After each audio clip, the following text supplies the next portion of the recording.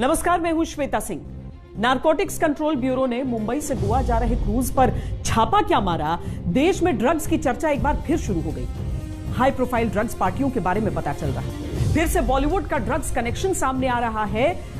युवा कैसे नशे की चपेट में है, यह सामने आ रहा है। नेशनल क्राइम रिकॉर्ड्स ब्यूरो के आंकड़े बताते हैं कि 2020 में भारत में अवैध ड्रग्स तस्करी के 26,560 मामले दर्ज किए गए थे।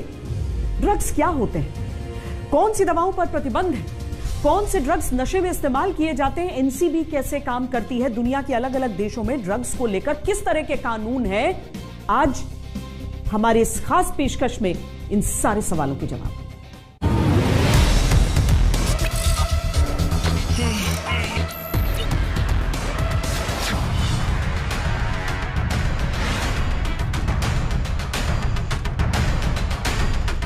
सफेद मौत का काला कारोबार एक बार फिर से सुर्खियों में है।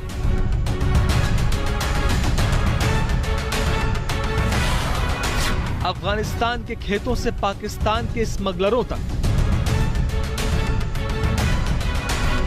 नेपाल म्यांमार की सरहदों से भारत के शहरों तक,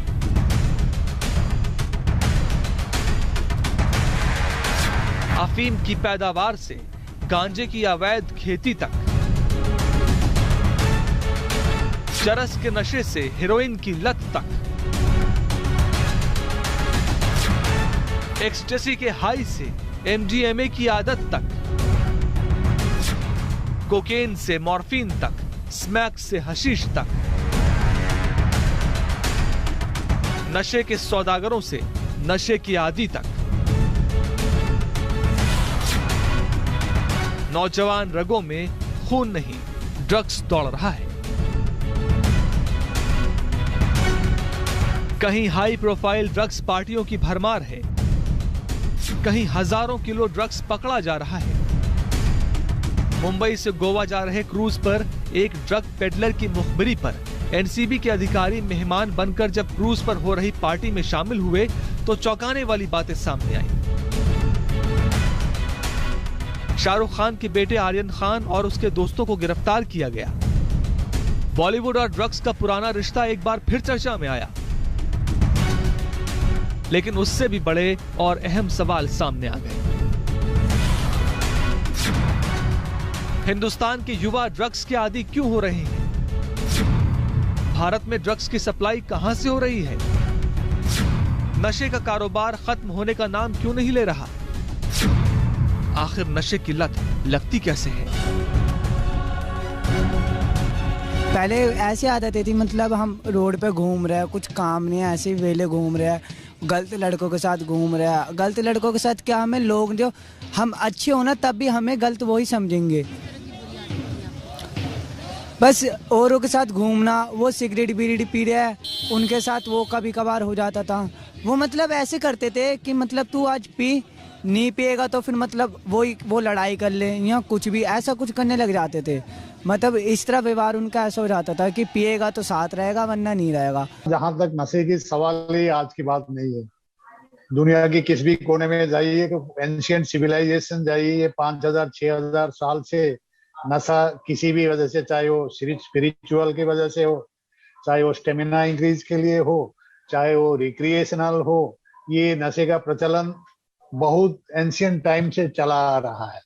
तो ये आज की बात नहीं है। तो खाली तरह तरह के लेने का तरीका बदल रहा है, सब्सटेंस का नेचर बदल रहा है, नए नए चीजें आ रहे हैं, कानून बन रहे हैं, कानून को तोड़ने के लिए भी नए नए चीजें आ रहे हैं, एफोर्डेबिलिटी बढ़ गया है। तो इसी में कोई नई बात नहीं है। संयुक्त राष्ट्र की एक रिपोर्ट बताती है कि 2009 की तुलना में 2019 में भारत में ड्रग्स लेने वालों की संख्या 30% बढ़ गई थी। एक दूसरी रिपोर्ट कहती है कि भारत में इंजेक्शन से ड्रग्स लेने वालों की संख्या करीब 8.5 लाख है। कैसे फैल रहा है भारत में के युवाओं में नशे का कारोबार, देखते हैं।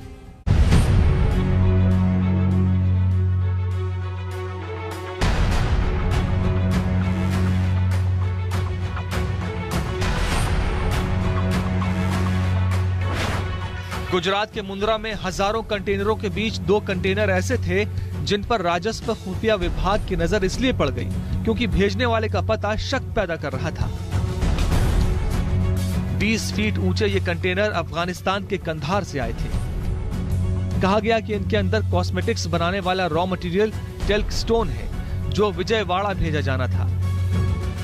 DRI के अधिकारियों ने जब इसे खोला तो टेल्क स्टोन के बैग्स के नीचे 3 टन शुद्ध अफगान हेरोइन निकली। ये देश में पकड़ी गई ड्रग्स की सबसे बड़ी खेप थी, इतनी बड़ी कि मुंबई की 1.2 करोड़ आबादी को नशे में धुत करने के लिए काफी थी। न्यूयॉर्क में इसे बेचा जाए तो 15,000 करोड़ रुपए मिल सकते हैं। ये पिछले 2.5 सालों में बरामद किए गए ड्रग्स की खेप के बराबर थी।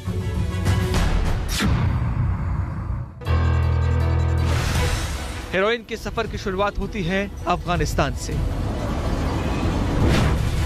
अफगानिस्तान, पाकिस्तान और ईरान, जिनको ड्रग कंट्रोल एजेंसियां गोल्डन प्रीसेंट के नाम से जानती हैं, दुनिया में बनाई जाने वाली 83% अफीम का उत्पादन और वितरण इन्हीं देशों से होता है।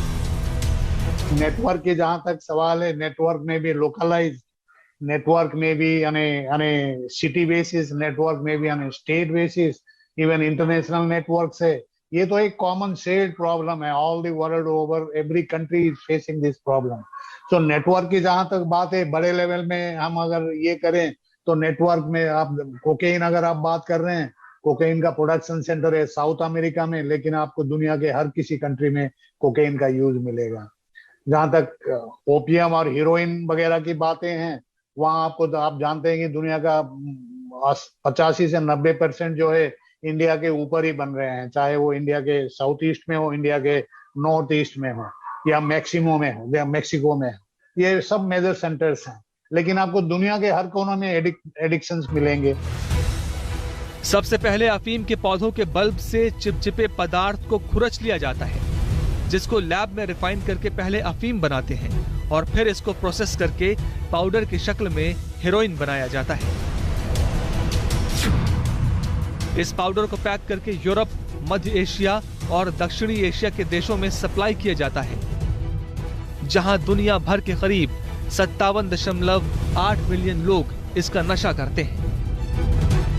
दिलचस्प बात यह है कि जब यह हेरोइन अफगानिस्तान से निकलती है तो इसकी कीमत होती है सिर्फ 10,000 रुपए किलो, लेकिन मुंबई आते आते इसकी कीमत हो जाती है 50 लाख रुपए प्रति किलो। अंदाजा लगाया जा सकता है कि मुंबई जैसे बड़े शहर में इसकी कितनी डिमांड है, जो इसकी कीमत को 500 गुना बढ़ा देती है। न्यूयॉर्क में इसी हेरोइन में मिलावट की जाती है और फिर ये 1 करोड़ रुपए में बिकती है। कंजम्पशन लेवल में ही जो ये है वहां हार्मफुल है और पैसा जाता ही जाता है। एक आदमी अगर एक पुड़िया खरीदेगा 2,000 5,000 जो भी देके खरीदेगा, वो पैसा दे भी रहा है और अपना जान को जोखिम में डाल रहे है, अगल बगल सोसाइटी को भी जोखिम में डाल रहा है। लेकिन उसके आगे हम और बढ़ते हैं डिस्ट्रीब्यूशन चेन में, right to the cultivator and producer. वो तो इंक्रीमेंटल प्रॉफिट्स हैं। आप अगर 1 किलो हीरोइन आपको यहाँ 1 लाख या 2 लाख में मिलेगा, अगर प्योर है, जाके आप अगर बाहर बेचेंगे उसको, कोई ये करता है तो आजकल 1 करोड़ 2 करोड़ 3 करोड़ भी मिलता है। 1980 में जब सोवियत संघ ने अफगानिस्तान से यूरोप तक ड्रग्स जाने वाले बाल्कन रूट को बंद किया तो हेरोइन मुंबई और दिल्ली की गलियों में अफगानिस्तान से दक्षिणी पथ के रास्ते चोरी छिपे बिकने लगी। हालांकि हेरोइन में काफी मिलावट की जाती थी और ये ब्राउन शुगर या स्मैक के रूप में बिकती थी। नारकोटिक्स कंट्रोल ब्यूरो के मुताबिक अफीम की स्मगलिंग भारत पाकिस्तान अंतर्राष्ट्रीय बॉर्डर से होती है, जबकि गांजा भारत नेपाल बॉर्डर से स्मगल किया जाता है और ATS और MD जैसे ड्रग भारत में म्यांमार के रास्ते से आते हैं। हम इसको कहते हैं ट्रांसनेशनल ऑर्गेनाइज्ड क्राइम। तो ये नेटवर्क आप इसी से अंदाजा लगा सकते हैं कि ये पूरी वर्ल्ड में इसके नेटवर्क है। लेकिन जब आप टारगेटिंग की बात करते हैं, टारगेटिंग के लिए वो लोकलाइज्ड हो जाता है कि अगर दिल्ली की बात करते हैं तो दिल्ली में कोई सिंडिकेट होंगे जिनको वो सोर्स कर रहे होंगे, चाहे वो अफगानिस्तान में हो, चाहे वो नॉर्थ ईस्ट से आ रहा हो। ये तो सिचुएशनल आपको देखना पड़ेगा कि कहाँ आपका टारगेटिंग होता है या कहाँ आपका डी एडिक्शन प्रोग्राम्स चल रहे हैं। ये basically it is a ubiquitous problem. NCB के मुताबिक भारत में 30,000 करोड़ रुपए का नशे का कारोबार होता है। स्मगलिंग के अलावा भारत में नशे का कारोबार सीधे उपभोक्ता तक डार्क वेब के जरिए भी किया जाता है। डार्क वेब इंटरनेट के उस हिस्से को कहा जाता है जिसे सर्च इंजन द्वारा इंडेक्स नहीं किया गया होता, यानी ये ऐसी वेबसाइट्स होती हैं जो आम लोगों को दिखाई नहीं पड़ती हैं। इनके लिए खास तरह के सॉफ्टवेयर या ऑथराइजेशन की जरूरत होती है। आसान शब्दों में समझें तो ये ड्रग सप्लायर और कंज्यूमर के बीच की कोड लैंग्वेज होती है। UNODC के मुताबिक डार्क नेट पर अकेले भारत से 1000 ड्रग लिस्टिंग्स पब्लिश की गई थी। आजकल तो इंटरनेट और ये सारे डार्क नेट, ये वो सारे कुरियर सर्विस, मेल सर्विस, ये आने के बाद तो ये जो एनोनिमाइजेशन है कि जो भी करना चाहता है ये एनोनिमिटी एक एश्योर्ड हो जाता है, तो इन्वेस्टिगेशन बहुत ज्यादा तह तक पहुंच नहीं पाता। कहते हैं कि ड्रग्स की लत इतनी बुरी होती है कि ये मिल जाए तो भी जान जाने का खतरा होता है, न मिले तब भी। नेशनल क्राइम रिकॉर्ड ब्यूरो के अनुसार 2019 में हर दिन 21 लोगों की जान ड्रग्स ने ली। इनमें से कई लोगों ने तो आत्महत्या की थी।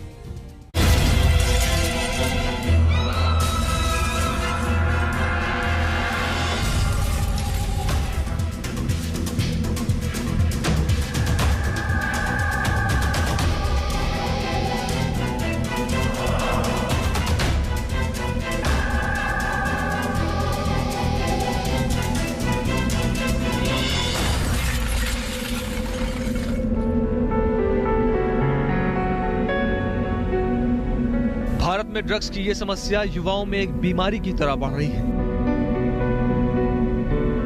जिसका इलाज आसान नहीं है।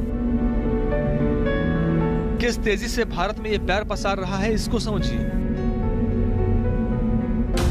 2019 में भारत में 3,572 किलो हशीश पकड़ी गई, 3,42,045 किलो गांजा पकड़ा गया, 2,85,506 किलो सूखा पोस्त, 3,220 किलो हेरोइन, 4,448 किलो अफीम पकड़ी गई। सिर्फ एक साल बाद यानी 2020 में यह आंकड़ा किस कदर बढ़ गया ये देखिए। 2020 में 6,615 किलो हशीश, 5,60,031 किलो गांजा, 3,83,853 किलो सूखा पोस्त, 3,835 किलो हेरोइन और 5,204 किलो अफीम भारत में पकड़ी गई। 2021 में अब तक 2,123 किलो हशीश, 3,88,207 किलो गांजा, 4,47,148 किलो सूखा पोस्त, 3,086 किलो हेरोइन और 2,976 किलो अफीम पकड़ी गई। ये लोग ऑपरेट करते हैं कटआउट्स लेके कि एक स्टेज अगर कोई ऑपरेशन कर रहा है तो दूसरा स्टेज अपना सेफ्टी और सिक्योरिटी और सीक्रेसी मान के चलता है, सो दैट एक स्टेज पकड़ा गया तो दूसरे स्टेज तक आप पहुंच नहीं पाएंगे। जाहिर है इतना ड्रग्स पकड़ा जा रहा है तो इसको इस्तेमाल करने वाले भी होंगे। जरा देखिए कि भारत में अलग अलग नशीले पदार्थों का किस तरह इस्तेमाल होता है और इसको किस आयु वर्ग के लोग इस्तेमाल करते हैं। 10 से 17 साल की उम्र के करीब 30 लाख बच्चे शराब पीते हैं। इसी आयु वर्ग के 20 लाख बच्चे भांग के आदी हैं। 40 लाख बच्चे अफीम का नशा करते हैं। 20 लाख बच्चे सेडेटिव्स लेते हैं। 30 लाख सूंघने वाला नशा करते हैं, जबकि 8 लाख बच्चे कोकेन, ATS और हेल्यूसिनोजेंस का नशा करते हैं। 18 से 75 साल की आयु वर्ग में 15 करोड़ 10 लाख लोग शराब पीते हैं। 2 करोड़ 90 लाख गांजे का सेवन करते हैं। 1 करोड़ 90 लाख अफीम, 1 करोड़ 10 लाख सेडेटिव, 60 लाख इनहेलेंट, जबकि 50 लाख लोग कोकेन, ATS और हेल्यूसिनोजेंस का नशा करते हैं। मनोवैज्ञानिक असर ये पड़ता है कि बच्चा एक अलग ग्रुप में चला जाता है जो लोग ड्रग का सेवन करते हैं और उसका विकास नहीं हो पाता। तो ये एक ऐसा समुद्र कुआं है जिसमें बच्चा जब गिरता है या कोई भी बड़ा आदमी जब गिरता है तो गिरता ही चला जाता है, क्योंकि ये हैबिट फार्मिंग होती है, आदत पड़ती है इन दवाओं की। लेकिन बात सिर्फ नशा करने तक ही सीमित नहीं है। नेशनल क्राइम रिकॉर्ड्स ब्यूरो के मुताबिक देश में हजारों की तादाद में ऐसे मामले आते हैं जब नशे के आदी लोग आत्महत्या तक कर लेते हैं। एनसीआरबी के मुताबिक 2019 में हर दिन 21 लोगों की जान ड्रग्स ने ली। 2019 में ड्रग्स की वजह से 7,860 लोगों ने खुदकुशी की। 2018 में 7,193 लोगों ने आत्महत्या कर ली। 2017 में 6,705, 2016 में 5,199 और 2015 में 3,670 लोगों ने ड्रग्स की वजह से जान दे दी। ऐसा नहीं कहना ठीक नहीं होगा कि नशे की वजह से लोग आत्महत्या कर रहे हैं। कोई और मानसिक बीमारी है या समस्या है जिसकी वजह से कुछ लोग नशे का शिकार भी हो रहे हैं, और उन लोगों को शायद हताशा हो रही है, निराशा हो रही है, वो बात नहीं हो पा रही है, नशे से उनको वो फायदा नहीं हो पा रहा है जो वो ढूंढ रहे थे, और इसलिए शायद वो आत्महत्या की तरफ चले जाते हैं। तो दरअसल कोई भी व्यक्ति यदि नशा करता है और उसकी वजह से उसको हमें लगता है कि मानसिक रूप से परेशान है, वो हमें देखना चाहिए एक मदद की पुकार के रूप में। डॉक्टर्स के मुताबिक देश के बड़े शहरों में मेथिलेनेडॉक्सिन, मेथाफेटामीन या एमडीएमए से लेकर हेरोइन तक का सेवन बड़े पैमाने पर हो रहा है। जानकारों के मुताबिक भारत ड्रग्स का एक बड़ा बाजार है जो लगातार बढ़ रहा है। यहाँ सप्लाई भी है, ट्रांजिट भी है और कंज्यूमर भी, जो किसी भी ड्रग पेडलर के लिए किसी स्वर्ग से कम नहीं है। न सिर्फ ड्रग कंट्रोल एजेंसियां बल्कि डॉक्टर्स और रिहैब सेंटर्स के लिए भारत में पनपता ड्रग का मायाजाल किसी बड़ी चुनौती से कम नहीं।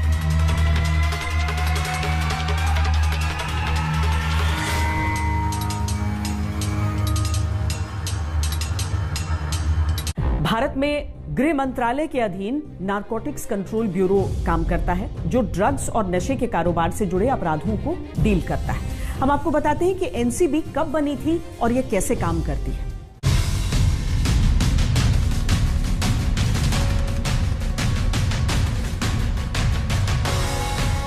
ड्रग सप्लाई के नेटवर्क का भांडाफोड़ करना हो,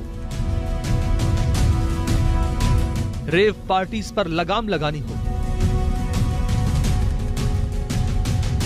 ड्रग्स के लेन देन पर रोक लगानी हो, तो एक ही एजेंसी का नाम सामने आता है, नारकोटिक्स कंट्रोल ब्यूरो। नशीले पदार्थों के सेवन करने, बनाने, खरीद फरोख्त करने के खिलाफ देश में जो कानून है उसे narcotic drugs and psychotropic substance act 1985 कहते हैं। इसके तहत दो तरह के नशीले पदार्थ आते हैं, नारकोटिक और साइकोट्रॉपिक।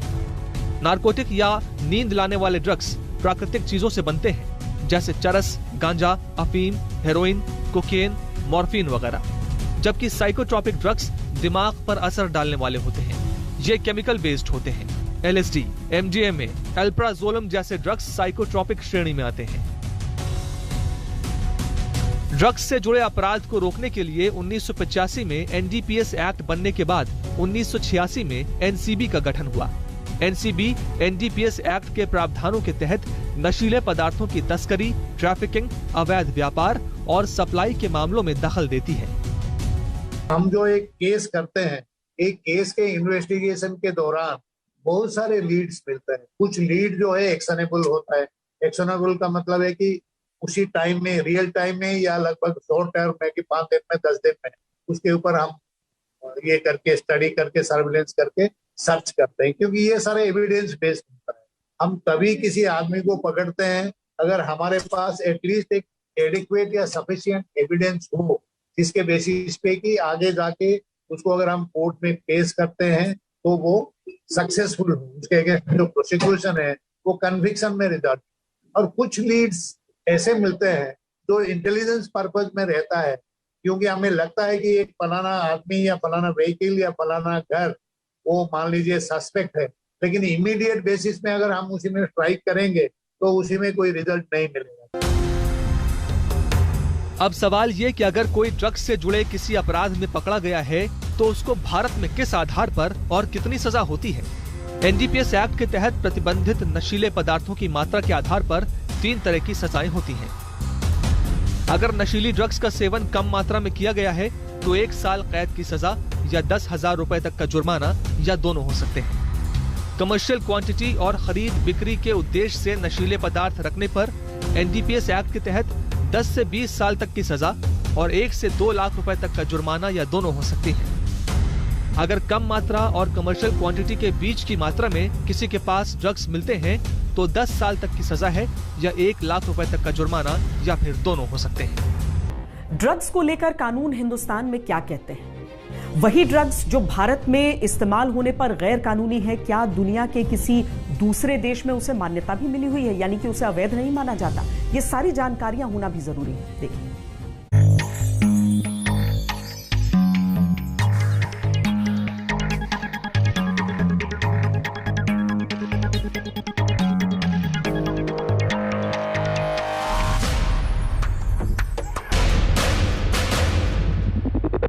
भांग के पौधे को कैनाबिस बोलते हैं। भारत में भांग के इस्तेमाल पर कोई पाबंदी नहीं है, लेकिन दिलचस्प बात यह है कि इसी पौधे से बनने वाले गांजे और चरस पर प्रतिबंधित है।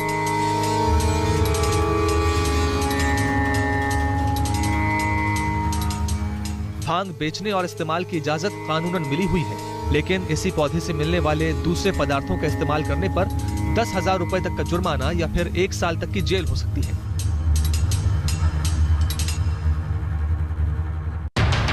आखिर ऐसा क्यों है कि कैनबिस लीगल है जबकि उसके बाई प्रोडक्ट्स इल्लीगल हैं? इसका जवाब छिपा है उस दौर में जब अमेरिका ने कैनबिस को अवैध घोषित किया था।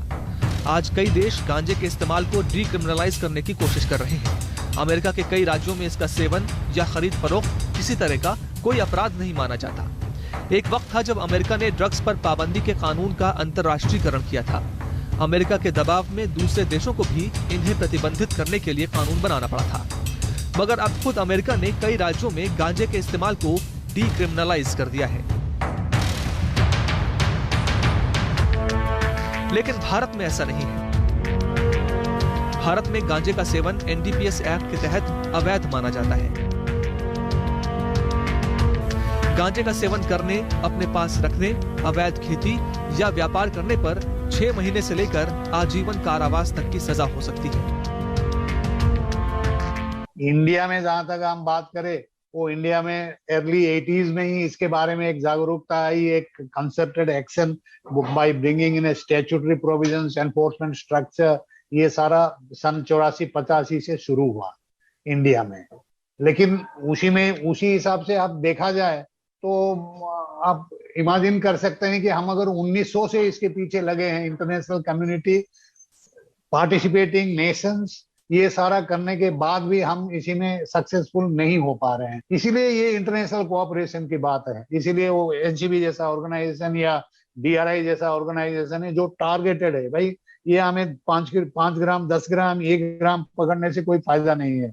What basically is to do is to neutralize those big syndicates. लेकिन गांजे को वैध करने की बहस देश में अक्सर छिड़ती रहती है। मेनका गांधी, शशि थरूर और तथागत सतपथी जैसे सांसद अक्सर गांजे को वैध करने के लिए आवाज उठाते रहे। जानकारों का मानना है कि अगर गांजे को वैध कर दिया जाता है तो इसका दुरुपयोग कर दूसरे खतरनाक नशीले पदार्थ बनाए जा सकते हैं। साथ ही साथ बच्चों पर इसका बुरा असर पड़ सकता है। मेडिकल साइंस एक्सपर्ट्स का मानना है कि गांजे के लंबे समय तक के इस्तेमाल से कई बीमारियां होने का भी डर है। ये ड्रग्स की लत क्यों पड़ जाती है? क्यों दुनिया की इतनी बड़ी तादाद में युवा ड्रग्स का शिकार हो रहे हैं? आखिर ड्रग्स दिमाग में जाकर ऐसा क्या करता है कि उसकी लत लग जाती है?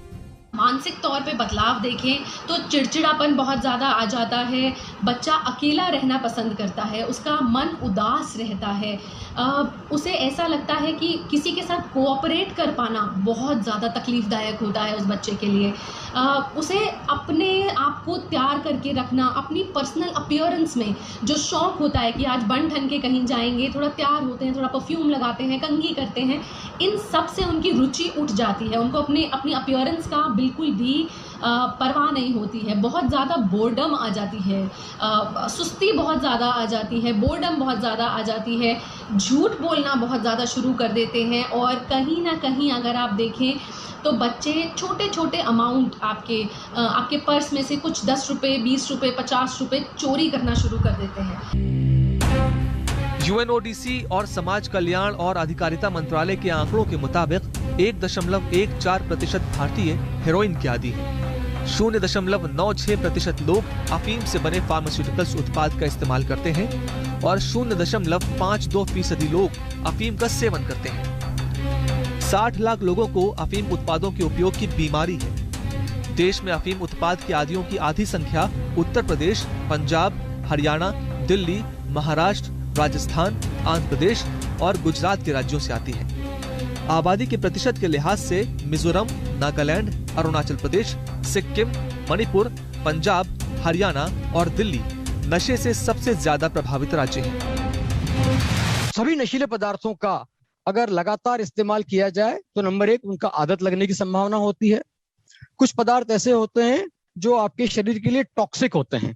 इसका मतलब लंबे समय तक उसका इस्तेमाल करने के बाद आपके शरीर के अलग अलग अंगों पर उसका बड़ा गहरा और बड़ा नेगेटिव वाला प्रभाव पड़ता है।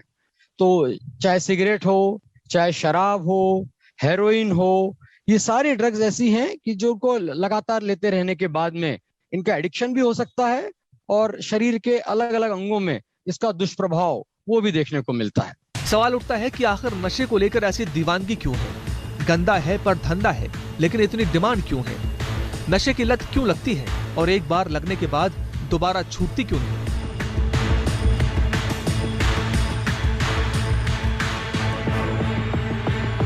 आखिर ड्रग्स दिमाग में पहुंचकर क्या करते हैं?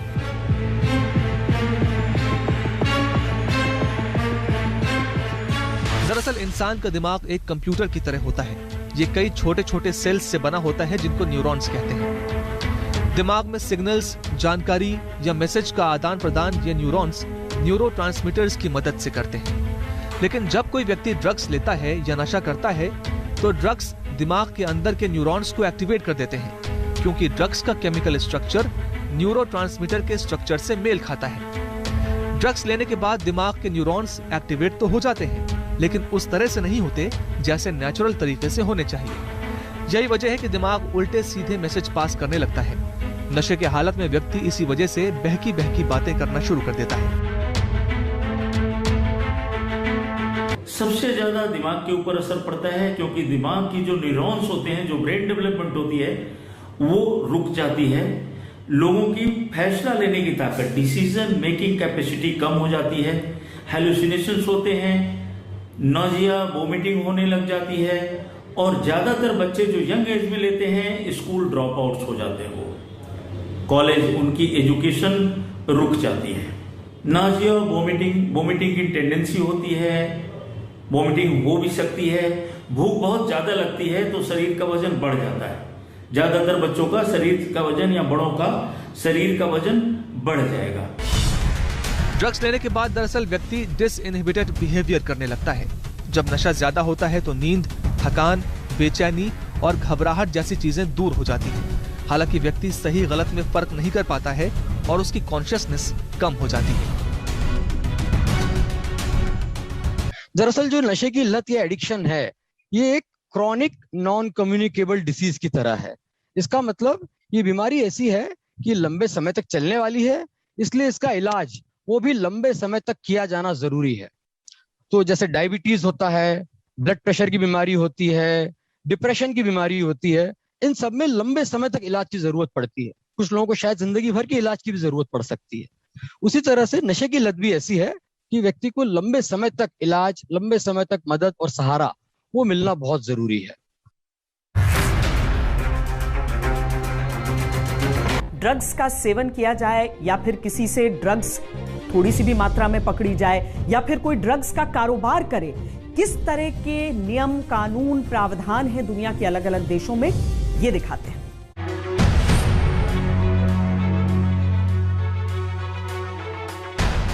भारत में नशीले पदार्थों का सेवन, खरीद फरोख्त करने वाला शख्स अलग अलग तरह की सजा का हकदार होता है।